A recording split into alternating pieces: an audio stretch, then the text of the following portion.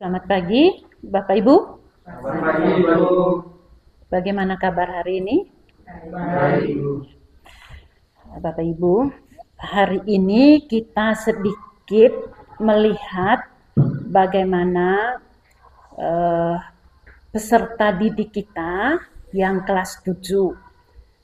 Mereka ini adalah anak-anak yang sebenarnya sekarang kondisi mereka berada dalam masa peralihan dari SD ke SMP.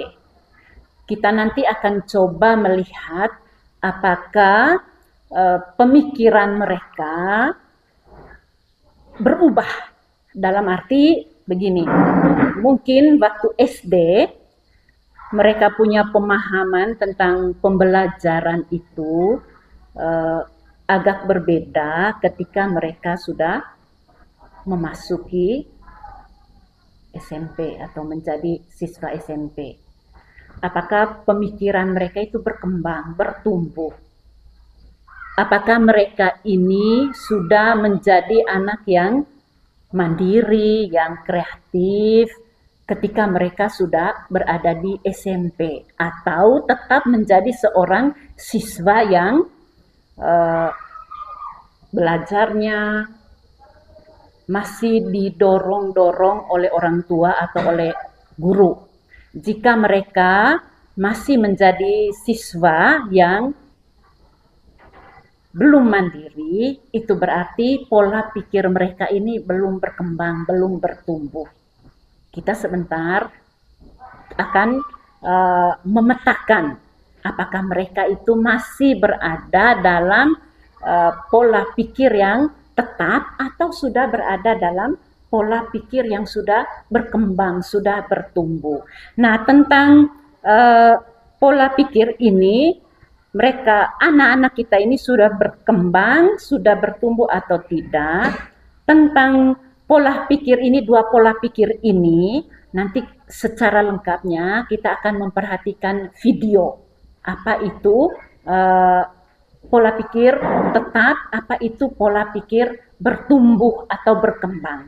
Nanti kita akan memperhatikan video yang akan ditayangkan kepada kita. Jadi proses setelah kita memperhatikan video ini, nanti kita langsung ke kelas untuk memetakan bagaimana pola pikir anak kita yang kelas 7 ini. Ada perkembangan atau tidak, atau tetap. Tuh. Dan nanti saya sudah siapkan dia punya angket-angket ini. Setelah itu kita langsung ke kelas. Setelah kita mendengar tentang konsep pola pikir tetap dan pola pikir bertumbuh ini. Mari kita menyaksikan apa itu pola pikir tetap, apa itu pola pikir bertumbuh.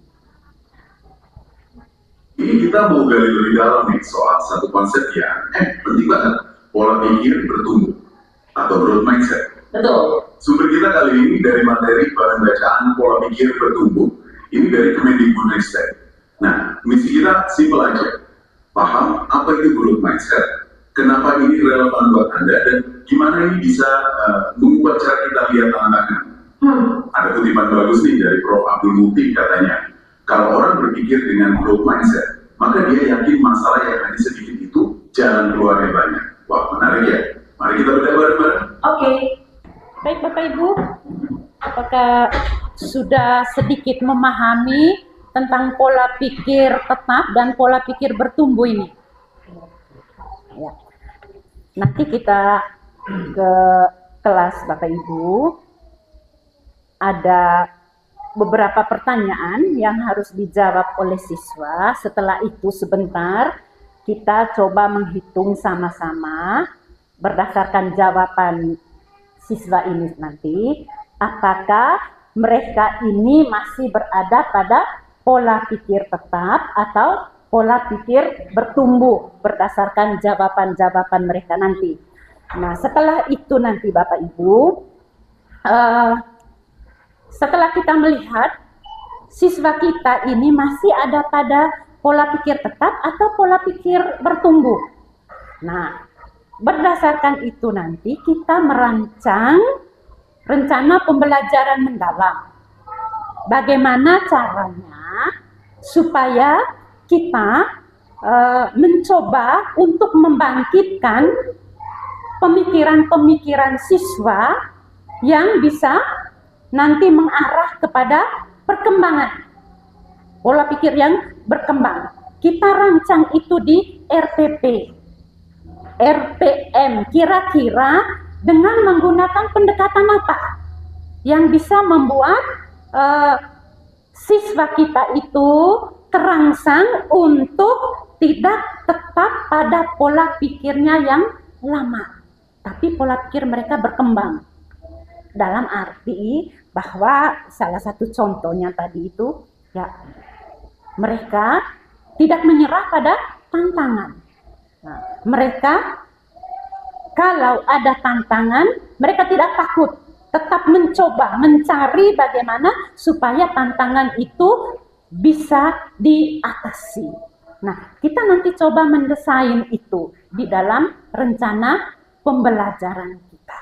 Nah, saat ini Bapak Ibu, kita lanjut ke kelas untuk memberikan angket kepada peserta didik kita. Setelah itu sebentar kita kembali ke ruangan ini, kita sama-sama menghitung. Siswa kelas 7B ini apakah sudah berada pada pola pikir berkembang atau tidak? Baik Bapak Ibu, saya kira kita paham semuanya ini.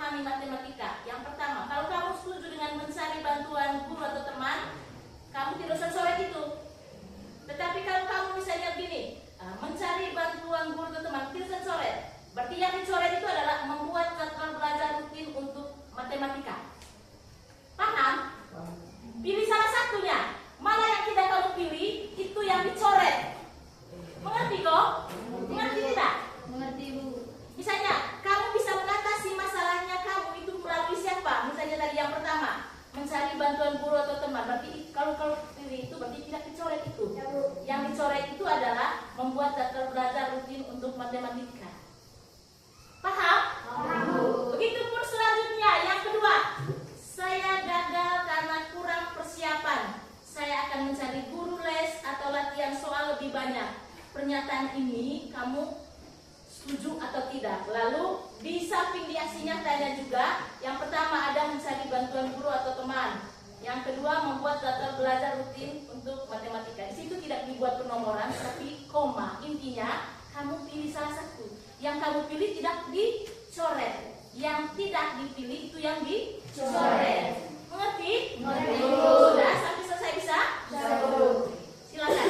Jangan lupa tulis nama dan kelas. Baca baik-baik sebelum kamu kasih centang. Karena ini berdasarkan dengan kita punya kemampuan sendiri, bukan orang lain. Oke?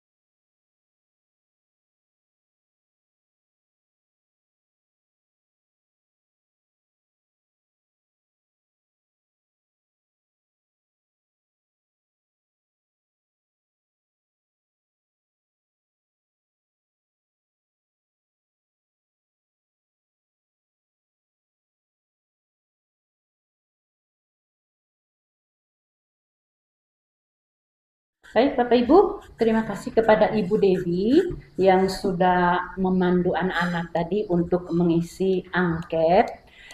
Sekarang kita menghitung mana yang nanti kita lihat yang lebih banyak. Apakah nanti lebih banyak PPT-nya atau PPB. Jadi silakan Bapak Ibu hitung di kolom A berapa, kolom B berapa.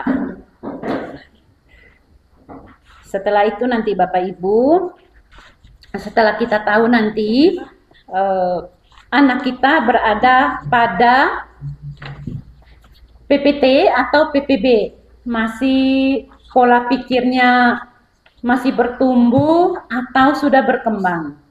Selanjutnya nanti Pak Febri akan menggambarkan bagaimana kerangka rencana pembelajaran mendalam yang nanti punya kaitannya dengan pola pikir bertumbuh dan pola pikir berkembang ini. Bagaimana nanti RPM itu didesain. Baik Bapak Ibu, silakan kita mulai menghitung.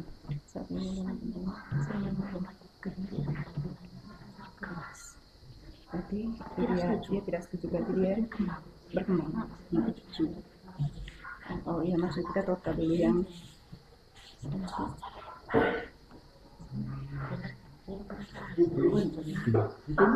hitung A, B. Setuju dengan menjawab tidak. Lalu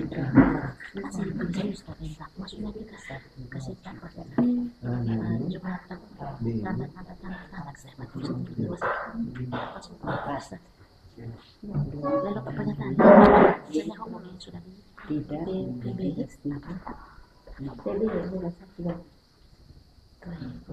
Masih itu suruh B. Masih.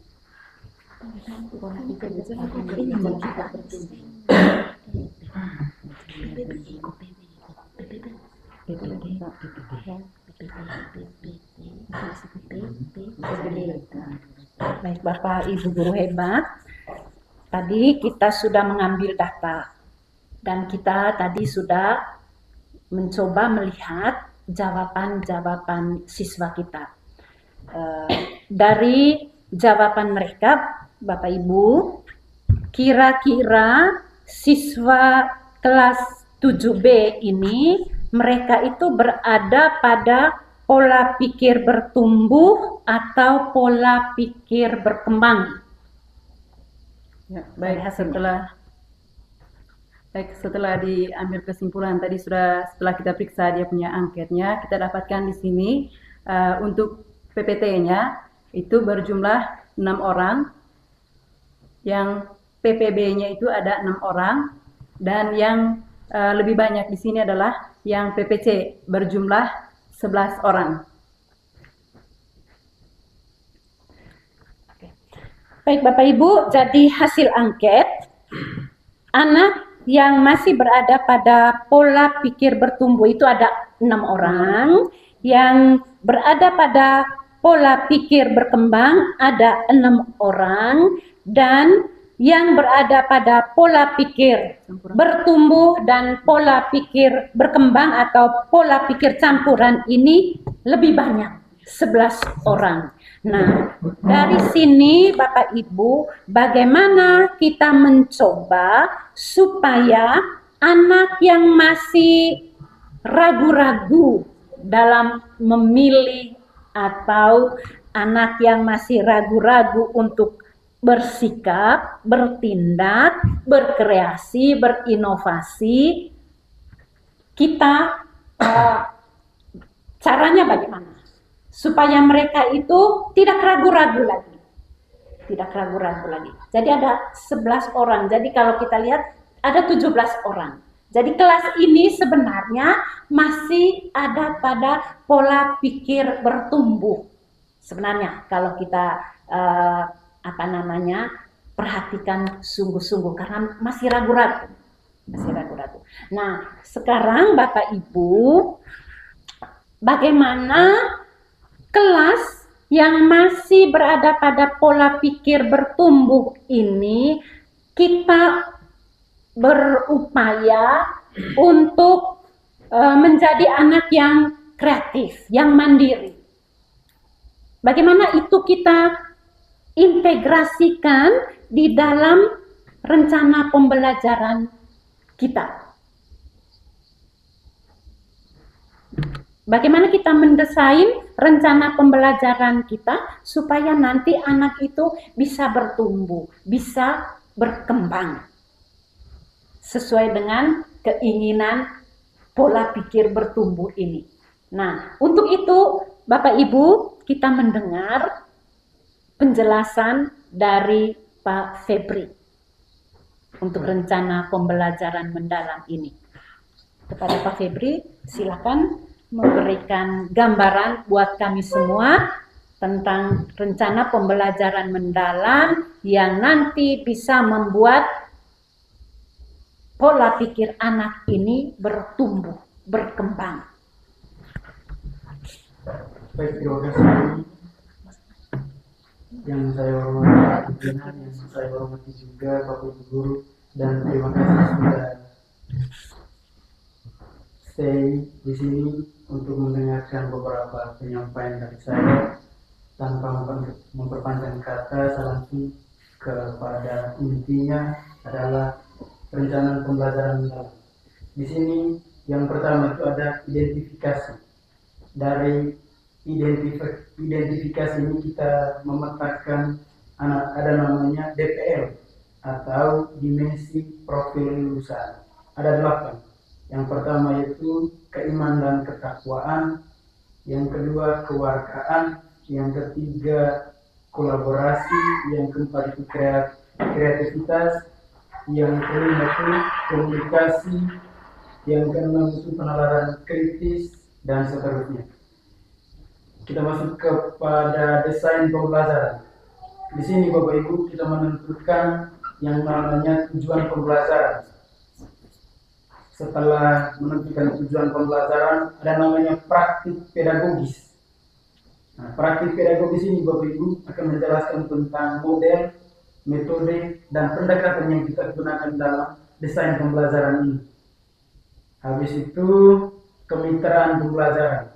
Nah, kita berkolaborasi atau bermitra dengan boleh lintas mata pelajaran, tetapi sesuai dengan konteks materi yang kita ajarkan di ruang kelas nanti. Itu kemitraan. Sedangkan lingkungan pembelajaran itu ada lingkungan fisiknya, yaitu ruang kelas atau di rumah juga boleh. Nah, pemanfaatan digital digital di sini Bapak Ibu bisa menggunakan PowerPoint, video pembelajaran, habis itu pengalaman belajar. Di pengalaman belajar ini Bapak Ibu Guru nanti akan menjelaskan tentang tiga prinsip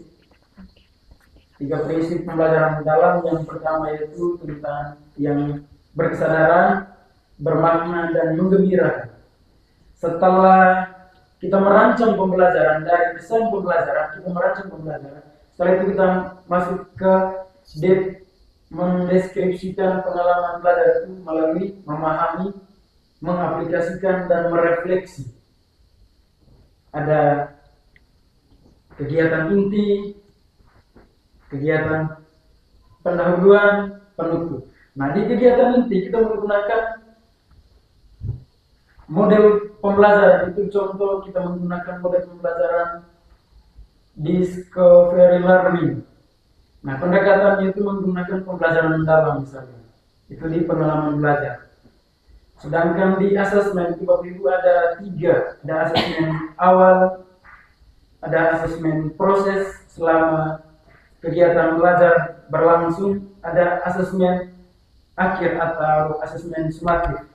Nah, dua asesmen awal itu namanya asesmen as learning, asesmen for learning, dengan asesmen of learning. Itu jadi asesmen.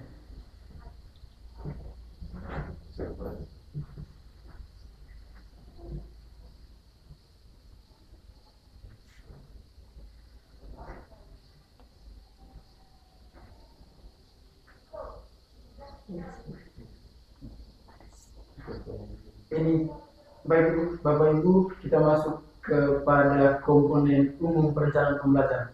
Ada namanya DPL 1. Kita menggunakan keimanan dan ketakwaan. Ada DPL 2 kewargaan, DPL 3 penalaran kritis, keempat kreativitas, yang kelima kolaborasi, yang keenam kemandirian, yang ketujuh kesehatan, dan terakhir itu komunikasi. Nah, di DPL atau mengidentifikasi dari dimensi profil lulusan ini Bapak Ibu, tidak semua kita menggunakan DPL, tergantung dari materi yang kita ajarkan di ruang kelas. Contoh IPS, materi tentang kebutuhan manusia. Berarti di sini kami mengambil DPL-nya ada 4. Ada keimanan, ada penalaran kritis, ada kolaborasi, dengan komunikasi. Di desain pembelajaran ada praktik pedagogis. Di praktik pedagogis seperti yang saya jelaskan di awal tadi, ada metode pembelajaran, ada model, ada capaian pembelajaran seperti pembelajaran berbasis masalah, pembelajaran berbasis proyek, pembelajaran inquiry, pembelajaran kontekstual, dan sebagainya. Dan kita menggunakan pendekatan itu menggunakan pendekatan pembelajaran mendalam. Di kemitraan pembelajaran. Di sini kita bisa berkolaborasi dengan lintas mata pelajaran, kita bisa berkolaborasi dengan lintas sekolah, orang tua, komunitas, tokoh masyarakat, tetapi tergantung dari materi yang kita ajarkan pada kelas kita. Lingkungan pembelajaran. Di sini dijelaskan untuk lingkungan pembelajaran, yaitu ada 2, ada budaya belajar dengan ruang fisik. Di pemanfaatan digital, kita menggunakan video pembelajaran, platform pembelajaran, perpustakaan digital, forum diskusi daring, aplikasi penilaian dan lain sebagainya. Langkah-langkah pembelajaran, ada pengalaman belajar. Yang pertama tadi itu memahami, mengaplikasikan dan merefleksi. Selanjutnya asesmen. Yang pertama tadi itu ada asesmen awal, asesmen proses dengan asesmen akhir pembelajaran atau sumatif. Asesmen awal ini asesmen formatif ini ada dua, asesmen awal dengan asesmen proses. Asesmen as learning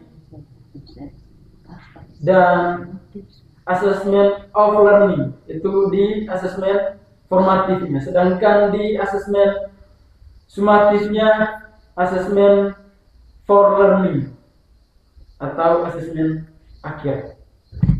Terima kasih kepada Pak Febri yang sudah memperkenalkan kepada kita rancangan pembelajaran mendalam. Banyak yang sudah ditampilkan tadi, tetapi satu yang mau saya tanyakan kepada kita semua, karena tadi kita sudah mengambil data, membuat angket. Kira-kira untuk kelas 7B ini, dalam rencana pembelajaran kita nanti yang cocok untuk mereka, itu kita pakai praktek pedagogis apa? Apakah discovery learning atau seperti yang ditampilkan tadi di RPN ini, tadi Pak Febri pakai discovery learning. Apakah itu yang cocok untuk kelas 7B ini?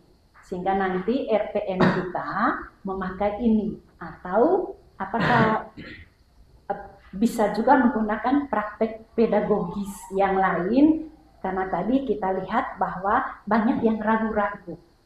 Nah, kira-kira praktek pedagogis mana yang mau kita pakai nanti untuk kelas 7B ini? Jadi nanti itu mungkin nanti pada pertemuan berikut kita bisa tentukan ini. Nah, pada diskusi yang akan datang kita tentukan, oh ini nanti 7B ini cocoknya discovery learning kah atau inquiry kah yang cocok dengan kondisi mereka. Oke? Saya kira begitu. Cara menyusun modul RPM ini dari mata pelajaran IPA. Ini langsung kita buat modul untuk video PM. Di sini yang pertama identifikasi kita penyusun, yang kedua langkah-langkahnya. Yang pertama identifikasi. Di dalamnya saya ambil materi identifikasi materi pelajaran gangguan sistem pencernaan manusia. Dimensi yang saya pakai 4. Ada 8 sampai 4 sesuai dengan materinya. Kemudian desain pembelajarannya CP, itu CP yang terbaru 2025 yang kita ambil. Peserta didik dapat menganalisis sistem organisasi kehidupan, fungsi, serta kelainan atau gangguan yang muncul pada sistem organ. Tujuan pembelajaran mengidentifikasi berbagai gangguan sistem pencernaan manusia, mengaitkan dengan penyebabnya, serta merumuskan cara-cara pencegahan gangguan sistem pencernaan makanan pada manusia. Indikator itu melalui tanya jawab dan diskusi, peserta didik dapat mengidentifikasi gangguan sistem pencernaan dan mengaitkan gangguan dengan penyebabnya dengan menyelesaikan masalah sehari-hari dengan benar. Kemudian kami praktik pedagogis, itu mode pembelajaran problem based learning, pendekatan pembelajaran mendalam, metode tanya jawab, diskusi dan presentasi. Kemitraan di sini guru IPA, guru PJOK dan orang tua, lingkungan pembelajaran, fisik, ruang kelas, ruang perpustakaan, budaya, diskusi kolaboratif, budaya tanya jawab aktif. pemanfaatan digital di sini video pembelajaran, linknya yang kita harus dibuat, harus copy ke dalam. Kemudian PPT kalau kita pakai Canva harus muat di dalam, di copy filenya. Kemudian langkah-langkah pembelajaran di sini ada 3 prinsip: berkesadaran, bermakna, dan mengembirakan.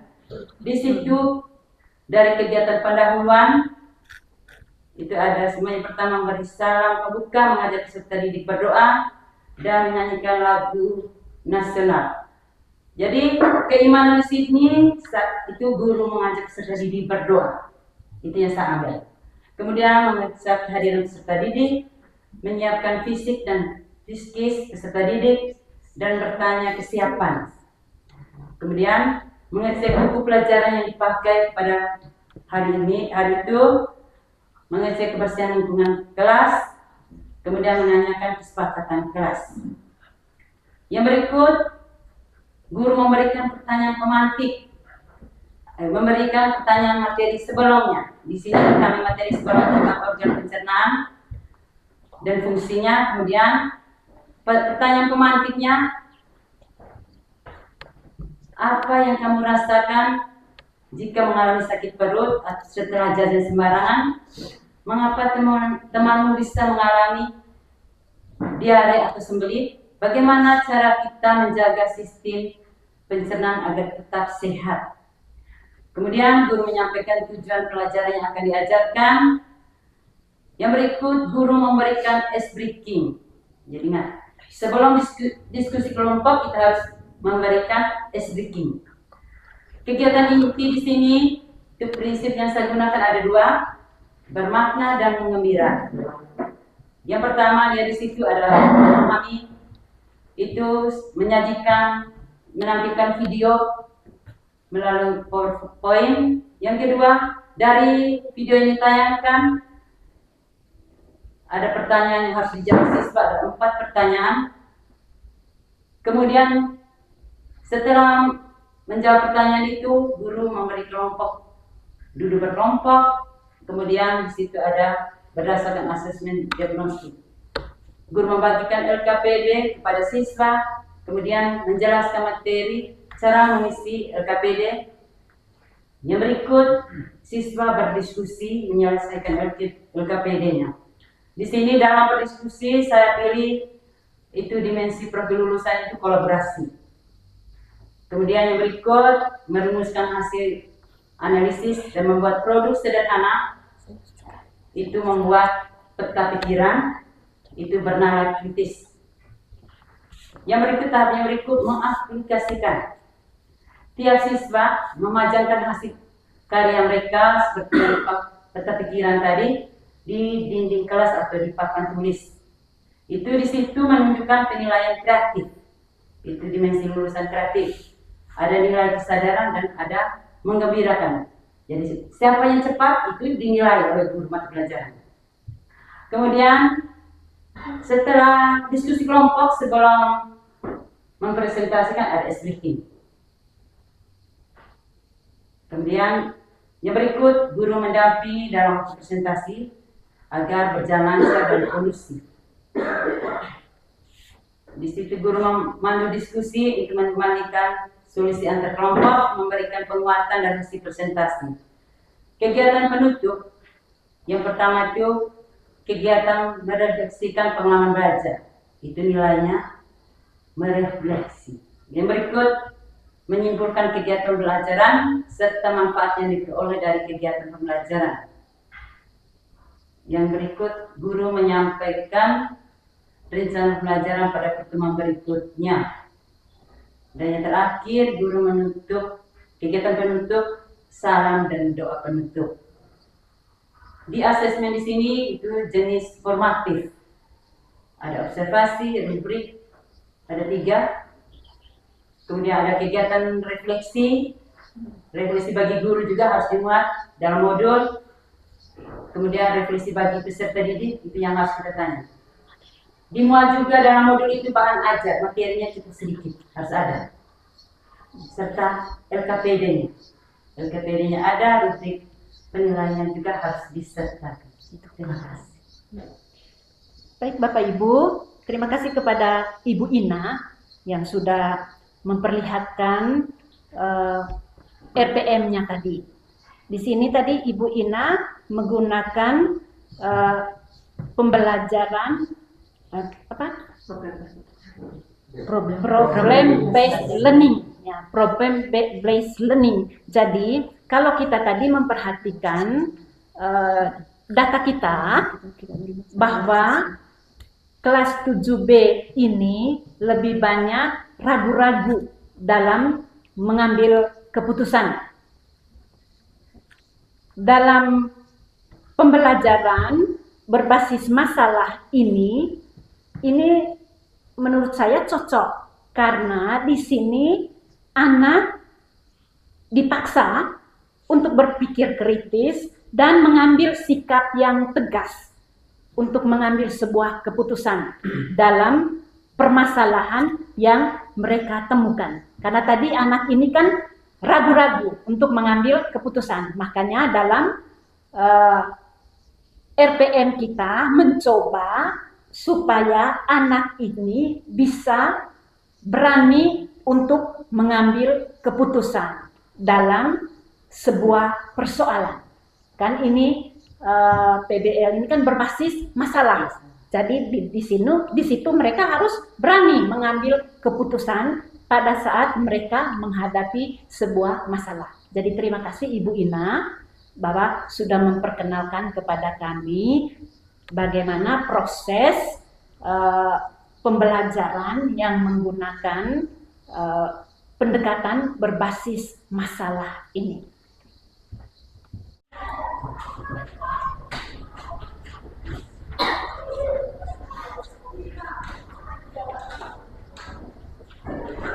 Berdiri. Siap, Forman. Selamat siang, Bu. Selamat siang anak-anak. Siang, Bu. Apa kabar hari ini? Baik. Baik. Sebelum kita mulai pelajaran hari ini, saya minta satu orang pimpin kita dengan doa. Yang bertugas, siapa yang bertugas? Baby, silakan. Sebelum saya memimpin doa, izinkanlah saya memimpin doa secara iman Katolik. Dalam nama Bapa dan Putra dan Roh Kudus. Amin. Allah Bapa di dalam kerajaan surga, puji dan syukur atas kehadirat-Mu, atas berkat dan bimbingan-Mu, sehingga pada siang hari ini kami bisa berkumpul kembali di ruangan kelas. Maju sedikit bisa. Semua perhatikan, mendengarkan, ya. Silakan. Selamat siang untuk kita semua. Siang. Pada siang ini kami akan mempresentasikan hasil kerja kelompok kami. Saya berikan waktu dan kesempatannya kepada teman saya Feby untuk mempresentasikan hasil kerja kelompok kami. Terima kasih atas kesempatan yang telah diberikan. Langsung saja. Fase 1. Apa saja jenis gangguan pencernaan yang dialami orang tersebut? Jawab, diare. 2.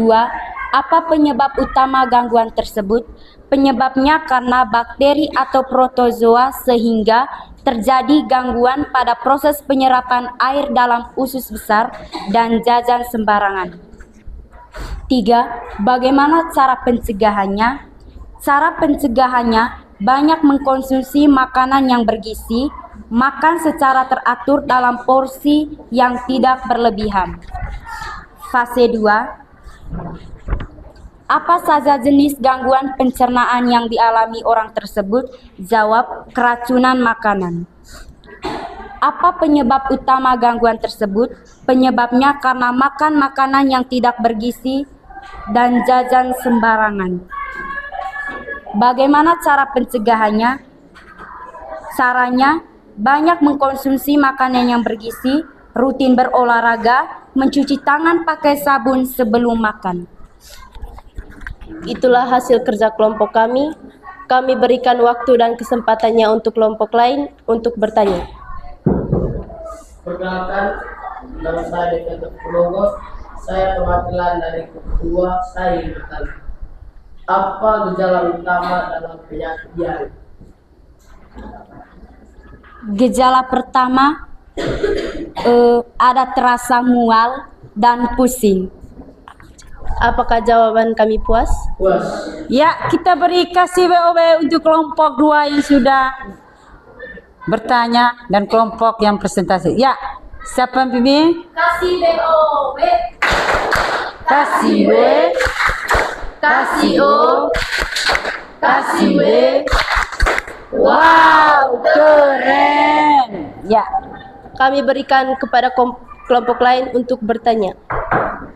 Saya perwakilan dari kelompok 4 atas nama tulis bahwa divisi yang bertanya bagaimana cara mengatasi cara mengatasi diare.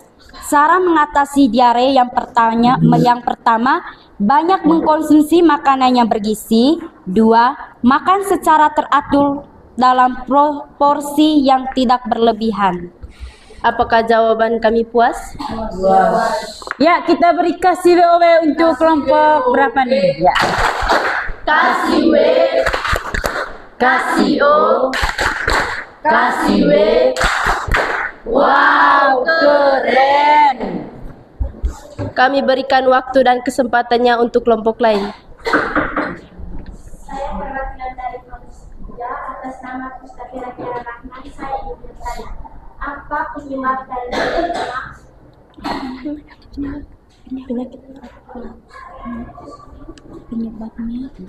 Penyebabnya karena terlambat makan.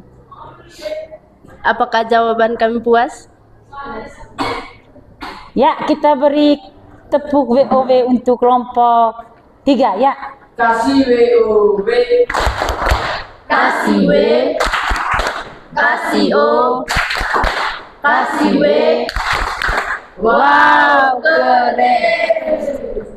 Itulah hasil presentasi kami pada siang ini. Lebih dan kurangnya kami minta maaf. Terima kasih. Baik, tepuk tangan dulu. Terima kasih. Ya. Jadi kita terima kasih kepada kelompok yang sudah presentasikan hari ini. Kelompok berapa tadi yang dapat nomor? 1. Presentasinya sudah bagus. Jadi kelompok lain ingat contoh dari kelompok 1 ya. Ya. Jadi ingat, kalau presentasi harus kerjakan dengan baik dan benar. Baik. Tadi sudah presentasikan di LKPD, lembar kerja peserta didik, dari materi gangguan pencernaan pada sistem pencernaan manusia. Jadi semua kelompok sudah bekerja dengan baik sesuai dengan waktu yang sudah Ibu berikan. Kemudian kolaborasinya saya lihat sudah nampak hari ini ya. Sudah aktif, berarti sudah paham semua materi hari ini? Sudah. Kalau sudah paham, baik. Bagaimana perasaan kalian? Senang. Ada yang tidak senang? Tidak. Semua senang ya? Semua senang. Apa yang kamu dapat hari ini? Dari ya, materinya tentang apa? Apa-apa saja yang ada di dalamnya. Ayo satu orang angkat tangan. Jangan rame-rame ya. Yang sudah kamu diskusi tadi. Ingat itu. Itu materi tentang gangguan atau kelainan pada organ pencernaan. Harus ingat tuh. Ya. Ayo silakan. Yang pertama diare, yang kedua yang ketiga konsentrasi, yang keempat usus buntu, yang kelima keracunan makanan. Keracunan makanan. Kita beri tepuk tangan untuk Yetin ya. Dari yang jawab Yetin ada tadi kasus yang pertama tentang keracunan apa tadi? Makanan pemberian makanan gratis yang terjadi di wilayah mana? Ayo. Di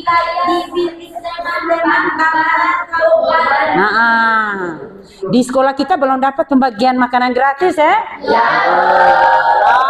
Kalau di daerah-daerah lain di kota besar itu sudah dapat. Tapi semua ada penyebabnya itu yang terjadi. Kasus itu di Manggarai belum? Nah, di Kabupaten Manggarai belum. Kalau provinsi lain sudah. Jadi ingat, kalau ada pembagian makanan gratis, ingat itu, sebelum makan harus apa? Cuci tangan. Cuci tangan dengan sabun. Cuci tangan di air yang mengalir. Cuci tangan dengan air yang bersih. Harus ingat tuh baik. Mungkin ada yang bisa kalian sampaikan terkait materi hari ini? Ada? Materi tentang penyakit, gangguan, ada? Ada tidak? Saya atas nama Aurelia Febrian Putri, saya ingin bertanya, apa manfaat dari mengkonsumsi makanan bergizi? Ya, apa manfaat dari mengkonsumsi makanan bergizi? Ayo, siapa yang bisa bantu jawab? Ayo, dari 23 orang ini, ya. Supaya dalam tubuh dapat berenergi. Dalam tubuh dapat berenergi. Yang lain lagi, ayo. Tubuh menjadi sehat dan kuat. Tubuh menjadi sehat dan kuat. Berarti di dalamnya ada makanan 4 sehat, 5 sempurna. Bagus. Saya senang anak-anak saya nih tidak ada yang sakit hari ini, semua sehat Saya lihat dari cek kehadiran tadi semua sehat, berarti ikut lesnya dalam keadaan sehat. Baik. Dari materi yang kita pelajari hari ini, kita pelajari tentang gangguan sistem pencernaan. Dan itu, di situ ada beberapa penyakit tadi seperti di lembar kerja. Yang pertama penyakit ya toh, diare, ya toh, ada tidak? Ada. Usus buntu yang sudah nonton video tadi ada? Ada. Selain usus buntu penyakit apa lagi? Sembelit. Ada Itu disebabkan oleh faktor-faktor itu yang ada di dalam tubuh kita. Penyebab yang paling utama karena kita makan makanan yang berlemak. Sering tidak makan makanan yang berlemak? Jadi ingat, usia pertumbuhan boleh. Ya, kalau sudah masuk usia dewasa, kurangi makan makanan yang berlemak. Kemudian penyebab gangguan pencernaan yang kedua adalah infeksi bakteri. Infeksi bakteri ini yang pertama mungkin makanan yang tidak dicuci bersih, langsung diolah. Padahal di situ sudah ada kuman bakteri semua, ada virus semua di situ. Jadi ingat. Kemudian yang ketiga kurang kebersihan. Salah satu kebersihan kita harus mencuci tangan. Gunakan apa tadi? Jadi saya sarankan pulang sekolah sebelum makan, cuci tangan dulu sebelum makan. Jadi cuci tangan dengan sabun. Jangan langsung makan. Ingat tuh. Itu penyebabnya. Harus ingat. Cara pencegahannya. Cara pencegahan yang pertama apa? Makanan sehat. Makan makanan yang sehat. Pernah tidak di rumah makan makanan yang sehat? Pernah. Nanti saya cek orang tua kalian nanti ibu panggil orang tua di rapat komite, ibu tanya itu. Apakah di rumah sering makan makanan sehat atau tidak? Itu nanti ibu cek. Kemudian ini yang kedua, pencegahan kedua, cuci tangan. Kebiasaan ini sering lakukan di rumah tidak? Kemudian yang ketiga, olahraga teratur. Jadi ingat, jangan hanya ingat makan tidur, harus ingat dengan olahraga. Baik. Itu yang berikut. Ibu mau poster sedikit, ya.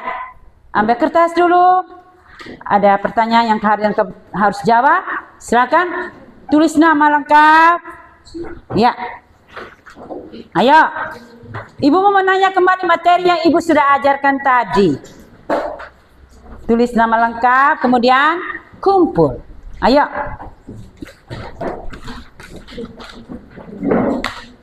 Sudah?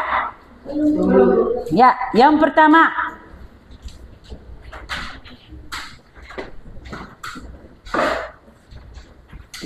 Faktor apa sajakah yang menyebabkan terjadinya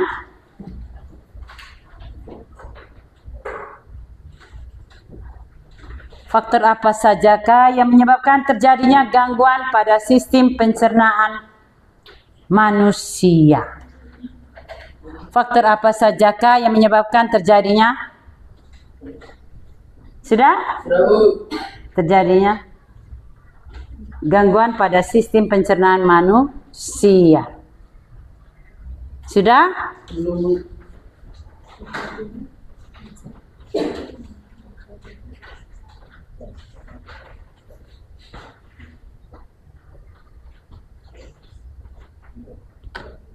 Sudah atau belum?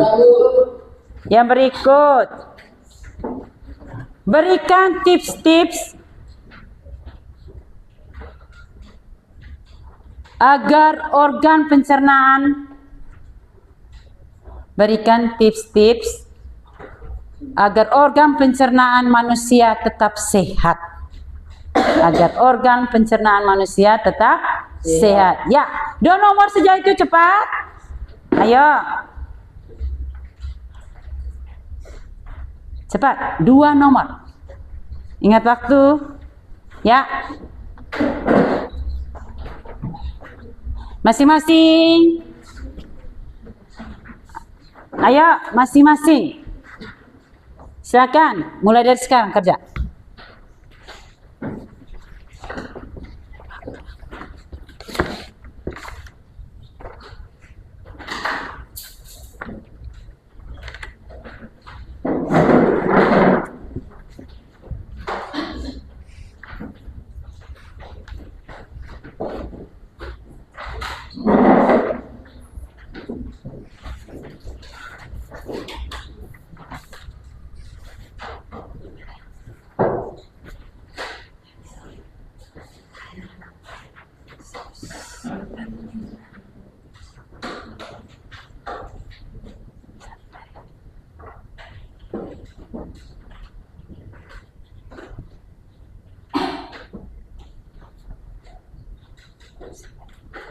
Sudah?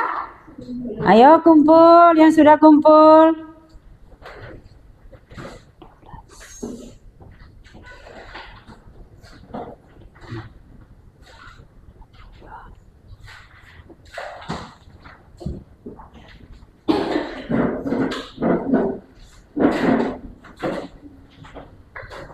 Kumpul, ayo. Ya. Tulis nama ya.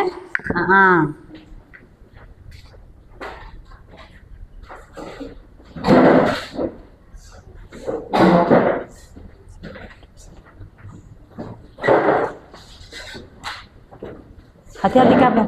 Ya. Hati-hati kabel itu.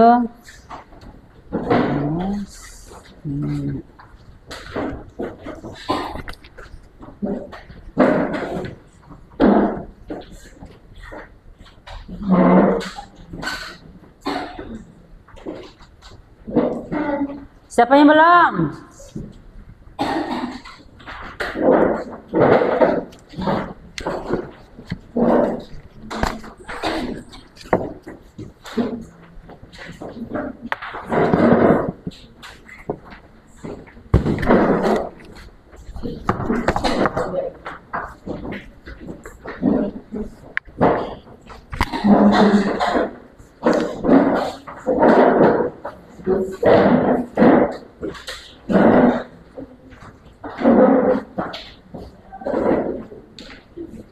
Ya, siapa lagi? Sudah semua? Sudah. Baik. Kalau sudah semua, lihat. Jadi ada 2 pertanyaan tadi, sudah dijawab semua ya? Sudah. Bagus. Baik. Pertemuan Ibu mau sampaikan, pertemuan kita hari ini sampai di sini. Jadi pertemuan yang berikutnya tentang sistem peredaran darah pada manusia. Jadi saya minta sebelum Ibu masuk, kalian sudah baca-baca terdahulu materi itu. Cari dari sumber buku. Di perpustakaan ada. Bisa pakai buku Solatih, buku IPA Kemendikbud, buku IPA yang lama, ada semua materi tentang sistem peredaran darah. Jadi bisa tidak? Bisa. Jadi tolong ambil waktu sendiri baca buku itu. Sekarang saya minta kalian berdiri. Kita tutup pembelajaran hari ini dengan doa.